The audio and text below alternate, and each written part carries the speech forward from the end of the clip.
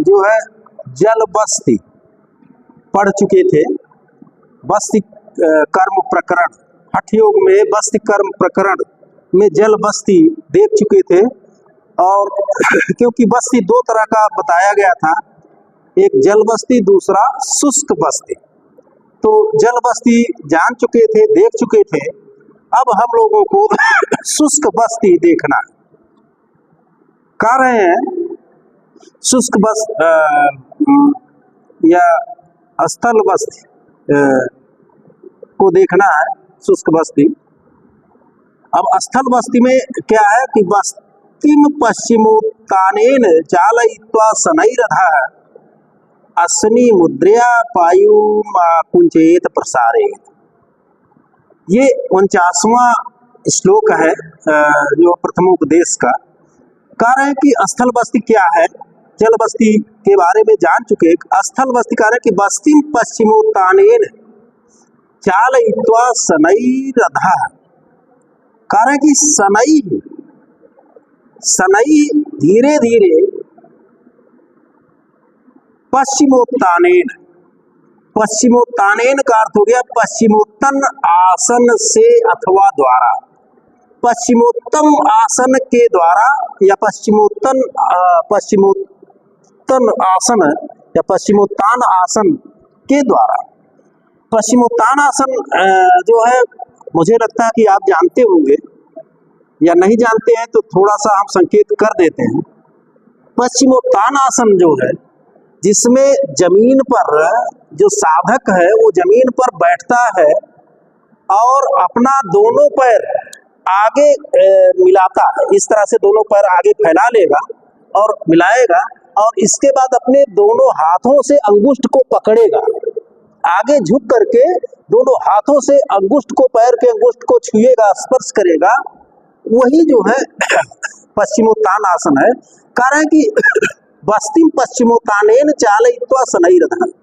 कारण जो बस्तिम स्थल बस्ती क्रिया है जो है, इसमें पश्चिमोत्तानेन का अर्थ है पश्चिमोत्तान आसन में होकर या उस आसन के द्वारा, चालयित्वा शनैरधः। चालयित्वा का अर्थ है, चालयित्वा का अर्थ है वायु को चला करके, या कह सकते हैं कि वायु भाग को, चालयित्वा का अर्थ है चला करके। अब उसमें आकुंचन प्रसारण, आकुंचन प्रसारण, ये चलाने की बात कही गई है वायु को जो है। तो कह रहे हैं कि बस्तिम पश्चिमोत्तानेन, कह रहे हैं कि स्थल बस्ती में पश्चिमोत्तान आसन में योगी या साधक, चालयित्वा का अर्थ हो गया चला करके। नीचे नीचे है पायुम चालयित्वा। पायुम का अर्थ हो गया पायु को, यानी मलद्वार को, मलद्वार को चालयित्वा का अर्थ है चलाकर। मलद्वार को चलाने से तात्पर्य है कि आकुंचन प्रसारण, आकुंचन प्रसारण, आकुंचन प्रसारण, यही जो है यही मलद्वार का संचालन हो गया। तो कह रहे हैं कि बस्तिम पश्चिमोत्तानेन शनै, शनै का अर्थ है धीरे धीरे, ये नहीं कि बहुत दबाव से। शनै का अर्थ है धीरे धीरे। अधः चालयित्वा, पायुम चालयित्वा का अर्थ हो गया पायु को चला करके या मलद्वार को आकुंचन और प्रसारण रूप में चला करके। अश्विनी मुद्रया, अश्विनी मुद्रया, फिर अश्विनी मुद्रा में, अश्विनी मुद्रा क्या है? अश्विनी मुद्रा फिर साधक जो है जब उस तरह से जो पश्चिमोत्तान आसन में वायु को जो है आकुंचन प्रसारण, आकुंचन प्रसारण ये करता है, वो चला करके फिर जो है अश्विनी मुद्रा में आता है। अश्विनी मुद्रा ये है कि जैसे वो सीधे ऐसे बैठ जाएगा और उसका और वो जो है बैठेगा तो उसका पृष्ठ भाग जो है वो जमीन में स्पर्श नहीं करेगा, केवल अपने इस पांव के सहारे बैठ जाएगा और इस तरह से हाथ करेगा जो है, और इसके बाद इस तरह से हाथ करेगा, फिर वायु को फिर आकुंचन प्रसारण करेगा।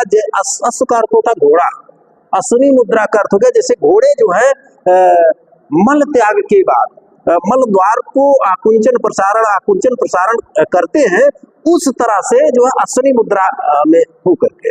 तो कह रहे हैं कि देखिए अश्विनी मुद्रा तृतीया है, असनी मुद्रा के द्वारा, देखिए पायुम आकुंचयेत प्रसारेत, पायुम का अर्थ है मल द्वार को, असनी मुद्रा में बैठ करके फिर योगी पायुम का अर्थ हो गया मल द्वार को आकुंचयेत, आकुंचयेत का अर्थ है उसका संकोच करे, प्रसारेत का अर्थ है और उसका प्रसारण करे। तो एक तरह से जो है इसमें दो चीजें जुड़ जाती हैं, एक तो असनी मुद्रा और दूसरा पश्चिमोत्तान आसन। तो कह रहे हैं कि स्थल बस्ती में कि बस्ती यानी स्थल बस्ती पश्चिमोत्तान पश्चिमोत्तान आसन के द्वारा, जो साधक है उस पश्चिमोत्तान आसन से वायु शनै चालयित्वा अधः चालयित्वा, वायु को धीरे धीरे चलाते हुए, असनी मुद्रा, असनी मुद्रा का अर्थ है असनी मुद्रा में आकुंचयित प्रसारित, वायु आकुंचयित प्रसारित, वायु को या वायु का वायु भाग का आकुंचन और प्रसारण, शनै आकुंचन प्रसारित, धीरे धीरे आकुंचन और प्रसारण करना चाहिए या उसे करे। अब फिर कह रहे हैं कि इससे लाभ क्या है। जो स्थल बस्ती है, जल बस्ती का लाभ बताया, फिर इन्होंने स्थल बस्ती बताया। अब कह रहे हैं कि इस स्थल बस्ती का लाभ क्या है। तो कह रहे हैं कि एवं अभ्यास योगेन कोष्ठ दोषो न विद्यते,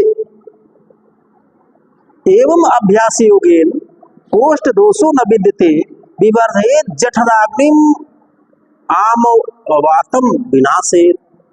देखिए कह रहे कि एवं अभ्यास योगेन, एवं इस प्रकार से, किस प्रकार से, जैसा पहले बताया गया कि पश्चिमोत्तान आसन और असनी मुद्रा से मल द्वार का आकुंचन प्रसारण करने से, यानी स्थल बस्ती करने से, जमीन पर जो है जमीन पर रह करके स्थल बस्ती करने से। एवं का अर्थ है इस प्रकार करने से, यानी स्थल बस्ती करने के अभ्यास योग, इस अभ्यास योग से, स्थल बस्ती के अभ्यास योग से कोष्ठ दोषो न विद्यते। कोष्ठ दोषः किम, कोष्ठ दोषः इति उदर दोषः, उदर रोगः कोष्ठ दोष, कोष्ठ दोषो न विद्यते, कोष्ठ दोषो न विद्यते का अर्थ हो गया कि कोष्ठ का दोष न विद्यते का अर्थ नहीं रहता है, नहीं होता है, यानी उदर रोग, उदर संबंधी, पेट संबंधी रोग जो है नहीं होता है, कोष्ठ दोष नहीं होता है। फिर कह रहे कि विवर्धेत जठराग्निम, जठराग्निम विवर्धेत, और इसके करने से एवं एवं अभ्यास योगेन, इसके अभ्यास से या इस अभ्यास और योग के द्वारा कह रहे कि विवर्धेत जठराग्नि, जठराग्नि विवर्धेत का अर्थ हो गया जठराग्नि बढ़ती है, यानी कि जो पाचन कराने वाली शरीर में जो है जो ग्रंथि है वो जो है उसका तेज, उसका उसकी अग्नि बढ़ती है, उसकी ऊर्जा बढ़ती है। तो जठराग्नि विवर्धेत, जठराग्नि बढ़ती है।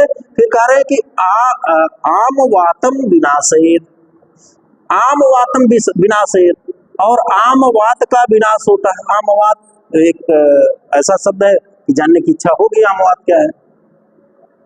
आम वात उसको कहते हैं कि शरीर में संध्यस्थल है, शरीर के जो संध्यस्थल हैं उन संध्यस्थलों में वायु प्रकोप, और ये जो है वर्तमान अगर देखा जाए तो मेडिसिन क्षेत्र में या आयुर्वेद में भी इसके जो है कहा गया कि 200 प्रकार के जो संधियों के वायु प्रकोप हैं, लगभग 200 प्रकार के वायु प्रकोप आम वात कहे गए, जो है हमेशा तो नहीं, हमेशा नहीं, लेकिन समय समय पर संधियों को जो है तो यह वात, यह वायु वात दोष जो है, आम वात दोष, ये संधियों को नुकसान पहुंचाता है।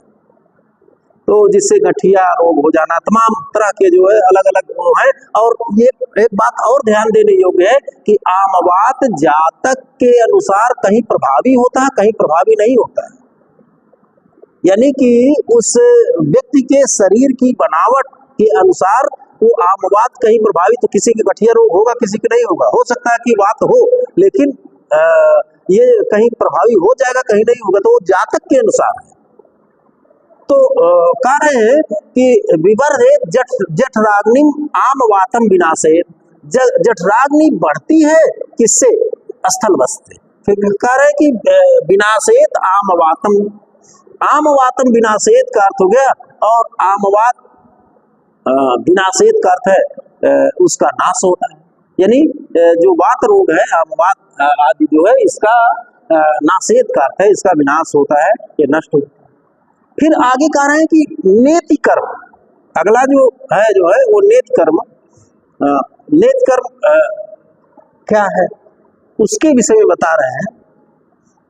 वितस्तिमानम सूक्ष्म सूत्रम नासा नाले प्रवेशयेत, ये 51वां जो है प्रथमोपदेश का है। और कह रहे हैं कि मुखान निर्गमयेत पश्चात प्रोच्यते नेति कर्मकम, कह रहे हैं कि वितस्तिमानम सूक्ष्म सूत्रम नासा नाले प्रवेशयेत, नासा नाले, नासा रंध्रेवा, नाक के छिद्र में, नाक के छिद्र में कौन कौन से छिद्र है, एक है ईड़ा और दूसरा है पिंगला। पिंगला किधर है, दक्षिण या वाम,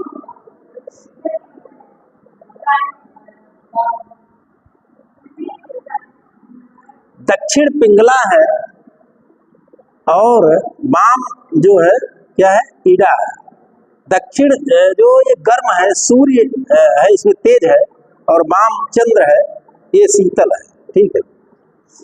तो वितस्तिमानम सूक्ष्मम सूत्रम नासा नाले प्रवेशे, नासा नाले का अर्थ हो गया नासा के, नासा वो नासा नहीं जो अमेरिका का है, नासा का है नाक, नाक के नाले रंध्र में, नासा नाले का अर्थ हो गया नाक के रंध्र में छिद्र में। वितस्तिमानम, वितस्ति एक मापक है लंबाई का, वितस्तिमान मान का अर्थ होता है मापक, वितस्तिमान एक लंबाई का मापक है, लगभग ये 12 अंगुल के आसपास। और कहीं कहीं पर किसी किसी व्याख्या में वितस्ति मान का माप दिया गया है, वो जो है वो है कि अंगुष्ठ के प्रांत से लेकर के जब हथेली व्यक्ति फैलाता है, अंगुष्ठ के प्रांत से, इस किनारे से लेकर के अंगुल के प्रांत तक, जिसको कहते बीता, कहते नहीं, ये इस तरह से इतना बड़ा, तो वहीं से हो सकता है इसी बीते से वितस्ति बना, तो इतना बड़ा जो जहां से अंगुली और आपका अंगुष्ठ का अंतिम छोर है हथेली फैलाने पर, वितस्ति मान, ये मापक है, ये लंबाई का मापक है। तो कहीं कहीं किसी किसी व्याख्या में ये भी दिया गया है, तो कह रहे हैं कि वितस्तिमानम सूक्ष्म सूत्रम, वितस्तिमानम का अर्थ हो गया वितस्ति माप के बराबर, वितस्ति माप के बराबर, सूक्ष्म सूत्रम, सूक्ष्म का अर्थ हो गया पतले, सूत्रम का अर्थ है सूत्र को, नासा नाले का अर्थ है नाक के रंध्र में छिद्र में, प्रवेशयेत, प्रवेशयेत का अर्थ है प्रवेश कराना चाहिए। और फिर कह रहे कि मुखान निर्गमयेत पश्चात, और फिर पश्चात का अर्थ है बाद में उसको जो है जैसे प्रवेश कराते जाए, और फिर कह रहे कि मुखात निर्गमयेत पश्चात, और फिर बाद में जब उसको प्रवेश कराएंगे तो एक समय आएगा कि जो कठोर तालु है, कठोर ताल के ऊपर जो है वो नास नाल जो है वो आकर के खुली हुई है, यहाँ ऊपर मिली हुई है। तो जब वो प्रवेश कराएंगे तो जा करके वो जो सूक्ष्म सूत्र है, पतला धागा है, वो जो है वो चला जाएगा ताल के ऊपर, जो खुला हुआ भाग है वहां निकल आएगा, और इसके बाद फिर इधर से मुंह से जो है फिर कारक निर्गमित, फिर उस जो है उस धागे को निर्गमित का अर्थ निकालना चाहिए। तो कह रहे हैं कि वितस्तिमानम सूक्ष्म सूत्रम नासा नाले प्रवेशित, वितस्ति मापा हुआ पतला धागा नास रंध्र के या नाक रंध्र के रंध्र में प्रवेश कराना चाहिए, और पश्चात और फिर बाद में मुखान निर्गमयेत, मुख से निकालना चाहिए, नेति कर्मकम प्रोच्यते। कह रहे हैं कि ऐसे इस कर्म को योग में, हठ योग में, योग में इस कर्म को नेति कर्मकम प्रोच्यते, प्रतिष्ठा उच्यते प्रोच्यते, इसको नेति कर्म कहा गया है। तो एक बार फिर इसको देखते हैं कि वितस्तिमानं सूक्ष्म सूत्रम नासा नाले प्रवेश, वितस्ति तक मापा गया महीन या सूक्ष्म धागा, सूत्र धागा नासा नाले, नाक के रंध्र में प्रवेश का अर्थ है प्रविष्ट कराना चाहिए। और फिर ये नेति कर्म के लिए, नेति कर्म बता रहे हैं, तो ऐसा प्रवेश कराना चाहिए। फिर आगे कह रहे पश्चात, और फिर बाद में मुखात का अर्थ हो गया मुख से निर्गमयेत, निर्गमयेत का अर्थ उस धागे को निकालना चाहिए। कारण इसको नेति कर्मकम, नेति कर्मकम, इस क्रिया को नेति कर्मकम प्रोच्यते, जो सिद्ध पुरुष है, जो विद्वान है, योग के जानकार है, उसको नेति कर्मकम प्रोच्यते, नेति कर्म कहते हैं, या इस क्रिया को नेति कर्म कहते हैं। अब कह रहे हैं कि नेति कर्म, नेति कर्म से क्या प्राप्त होता है, इसका लाभ क्या है, करेंगे क्यों किया जाए। तो अब आगे बता रहे हैं कि साधनान नेति योगस्य, देखिए कह रहे हैं कि साधनान नेति योगस्य खेचरी सिद्धिम अवाप्नुयात्, कफ दोषाः विनश्यन्ति दिव्य दृष्टि प्रजायते। कह रहे हैं कि नेति कर्म से क्या लाभ हो सकता है या लाभ होता है। कह रहे हैं कि साधनात् नेति योगस्य, अलग करेंगे तो साधनान जो एक में है तो हो गया जो है व्यंजन है जो है, तो साधनात् का नाकता हो जाएगा। साधनात् नेति योगस्य, नेति योगस्य साधनात्, नेति योग की साधना से, जो नेति योग, जो साधक नेति योग करता है या नेति योग की साधना से खेचरी सिद्धिम अवाप्नुयात्, खेचरी सिद्धिम अवाप्नुयात्, खेचरी सिद्धि, खेचरी सिद्धि अवाप्नुयात् का अर्थ है प्राप्त करता है। खेचरी सिद्धि क्या है? खेचरी सिद्धि, ये खे का अर्थ होता है आकाश, चर का अर्थ है विचरण करना, यानी ऐसा जो योगी जो है, जो नेति कर्म करता है, वो आकाश में विचरण करने की सिद्धि प्राप्त कर लेता है, आकाश में विचरण करने की, आकाश में उड़ने की सिद्धि प्राप्त कर लेता है। और खेचरी सिद्धि में क्या होता है कि जो साधक है, जो है खेचरी विद्या, खेचरी विद्या ये है, साधक जो है, साधक अपनी जिह्वा को मोड़ करके पीछे जो जहां नास रंध्र खुला हुआ है कठोर ताल के ऊपर, वहां तक ले जाता है। खेचरी सिद्धि वहां तक ले जाता है। और जो है, जो ये नेति कर्म है, नेति कर्म में जब ये रंध्र में सूक्ष्म सूत्र प्रवेश कराया जाता है, तो उसको वहां से लाने के लिए उस जिह्वा के माध्यम से उलट करके जो है उस जिह्वा के माध्यम से आगे खींचा जाता है। कुछ लोग जो है हाथ को डालने का निषेध किए, किन्हीं ग्रंथों में निषेध है जो है, तो उससे खेचरी विद्या या खेचरी सिद्धि की भी प्राप्ति साथ में हो जाती है। यानी कि आकाश में विचरण करने, आकाश में उड़ने की सिद्धि, आकाश में विचरण करने की सिद्धि जो है उससे प्राप्त होती है। तो वो जो है जिह्वा को मोड़ करके उस रंध्र तक पहुंचा देना, इससे ये भी कहा गया जो है योग शास्त्रों में कि इससे जिह्वा लंबी होती है और इसके बाद आकाश विचरण की क्षमता जो है उस योगी में आ जाती है, आकाश में विचरण करने की क्षमता आती है। तो कह रहे हैं कि साधनान नेति योग से खेचरी सिद्धि अवाप्नुयात्, नेति की साधना से योगी को खेचरी सिद्धि अवाप्नुयात्, योगस्य खेचरी सिद्धि अवाप्नुयात्, योगी को खेचरी सिद्धि अवाप्नुयात् प्राप्त होती है। और फिर क्या होता है? कफ दोषाः विनश्यन्ति, कफ दोषाः विनश्यन्ति, और फिर कफ दोष विनश्यन्ति, विनश्यन्ति का अर्थ है नष्ट हो जाते हैं। यानी जिसको देखिए 3 तरह के शारीरिक दोष माने गए, वात पित्त कफ, वात पित्त कफ।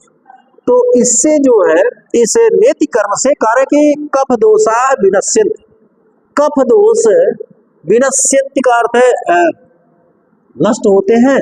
और दिव्य दृष्टि प्रजायते, दिव्य दृष्टि, अलौकिक दृष्टि, देव दृष्टि, दिव्य दृष्टि।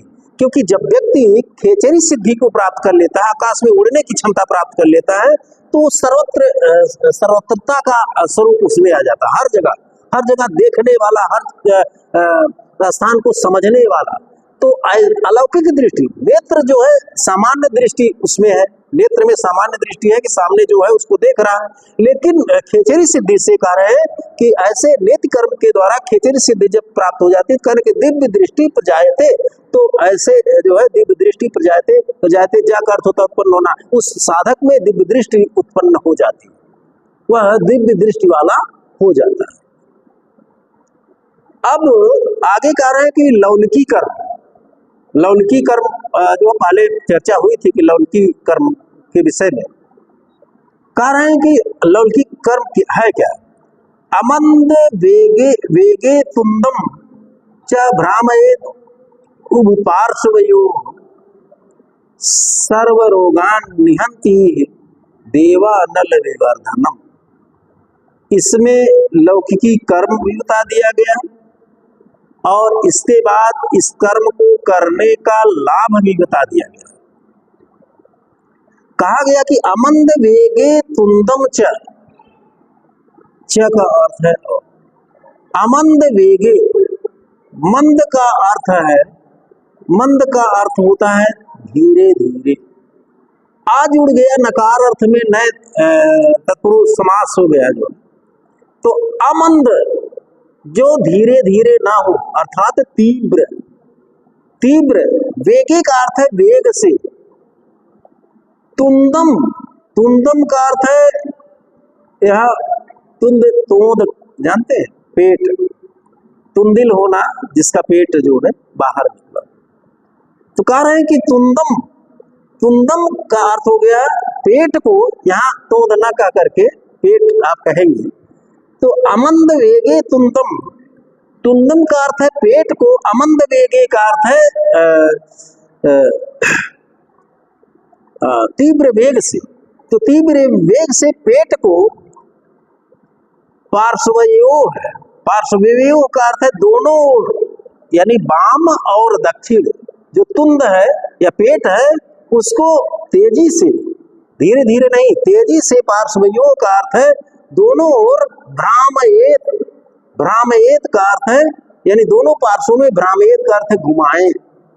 जो तुंद है उसको पेट के दोनों ओर या शरीर के दोनों पार्श्वों में वेग से, धीरे धीरे नहीं वेग से, भ्रामयेत का अर्थ है घुमाएं। लौलिकी कर्म करते हुए लोग देखे गए पेट पूरा पिचका करके मथते, जैसे पेट मथा जा रहा हो, बाएं दाएं जो है ये जो है तुंद को खींच करके। तो कह रहे हैं कि अमंद वेगे तुंदम च भ्रामयेत उभपार्श्वयो सर्व रोगान निहंति अस्मिन् कर्मणि। इस योग कर्म से सर्व रोगान निहंत, सर्व रोगान सभी प्रकार का रोग निहंत विनष्ट हो जाता है। इस कर्म से या इससे सभी प्रकार के रोगों का नाश होता है। और कह रहे लौकिक कर्म, ये लौकिक कर्म है, तो कह रहे कि सर्व रोगान निहंत, और कह रहे कि देवानल विवर्धनम। देवानल कहते हैं जठराग्नि, जठराग्नि, देव अनल, देव की अग्नि, देवाग्नि, जठराग्नि। तो देवानल विवर्धनम का अर्थ है जठराग्नि। इससे इस कर्म से क्या होता है, जठराग्नि क्या है, विवर्धनम बढ़ती है। इस लौकिक कर्म से जठराग्नि भी बढ़ती है। तो जहाँ तक हुआ, अब इसको छोड़ दीजिए, कल हो जाए।